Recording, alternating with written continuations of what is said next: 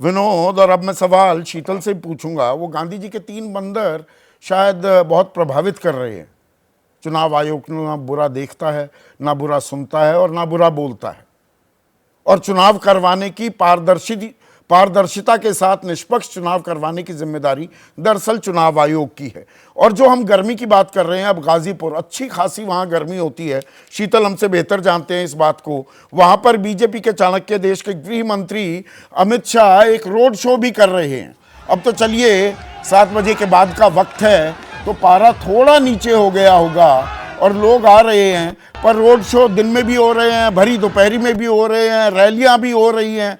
और पूर्वांचल का ही अगर हम जिक्र कर लें, 13 सीटों पर यहां मतदान हो रहा है, और इन 13 सीटों में बनारस भी आ जाता है, जहां प्रधानमंत्री मोदी सांसद हैं जिस इलाके से।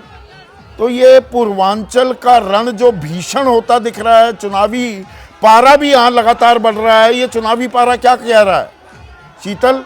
हाथी साइकिल का साथी नहीं है, तो ये आसान बना रहा है राह बीजेपी के लिए, एनडीए के लिए? नहीं, इस बार चुनाव बहुत मुश्किल हो गया है बीजेपी के लिए। आखिरी के 4 चरणों में लगातार एक के बाद एक हर चरण में मुश्किल हो गया है, और इस चरण में और मुश्किल है। ये ठीक है कि गाजीपुर में वो अपना रोड शो कर रहे हैं, वहाँ बाजार में उनको समर्थन मिल सकता है कि उनको कुछ लोग मिल गए हैं, लेकिन ग्रामीण इलाकों में उनका काफी मुकाबला है, और इसी एक सीट पर नहीं, वहाँ की सारी सीटों पर। इस समय जहां मैं आपसे बात कर रहा हूँ, मैं खडूर साहिब आया हुआ हूँ, पंजाब में हूँ, जो सबसे गर्म इलाकों में से एक है, और उपज लगभग एक ही जैसी दोनों जगह है। दोनों जगह चैलेंजेस बहुत हेवी हैं। यहाँ एक दूसरा नया चैलेंज है, थोड़ा सा इसके बारे में मैं आपको बता दूं।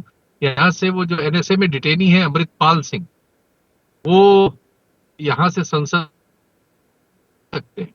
इस चुनाव में एक ये नया डेवलपमेंट है गया है, वो यहाँ इस समय जो हमारे सैंपल्स हैं उसके हिसाब से सबसे आगे वही नजर आ रहे हैं, उन्हीं से लोगों का मुकाबला है। तो ये एक डेवलपमेंट है जो मेरा ख्याल है आपके दर्शकों को इस सूचना के तौर बिल्कुल पर नहीं, पर पूर्वांचल में क्या बदला है? अगर आप ये कह रहे हैं अच्छा। पूर्वांचल में भीषण रण है, भाई अगर मायावती साथ नहीं है, मायावती के ही उम्मीदवार 2 सांसद बनकर उभरे थे, निकले थे पूर्वांचल से, तो पूर्वांचल में भीषण कैसे हो गया? ये तो आसान हो जाना चाहिए था बीजेपी के लिए। नहीं, ऐसे हो गया कि जो बीजेपी के पास पिछड़ी जातियों में और दलित जातियों में जो अपना उनकी सेंध थी, और जो उन्होंने इंडिविजुअल सत्रप जैसे राजभर पार्टी या निषाद पार्टी के ले रखे थे, उनको अपनी सोशल इंजीनियरिंग से अखिलेश ने डाइल्यूट कर दिया है।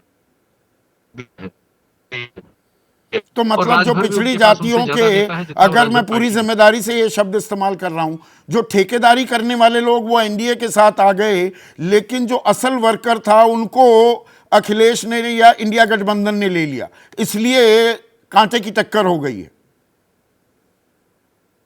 बिल्कुल आपने सही पकड़ा। उसमें ऐड ऑन ये हो गया, उसमें से भी 25 से लेके 40% तक मत हर जगह पूर्वांचल में ये आ रहा है कि वो ये ऐड ऑन है, और इससे निश्चित तौर पर इन 4 चरणों में जो मत प्रतिशत होगा वो गठबंधन का बीजेपी से ज्यादा रहने वाला है। चलिए, अभी आपका गर्मी भी बहुत है और आपके ऑडियो में दिक्कत आ रही है, उसको थोड़ा मैं और दुरुस्त करता हूं।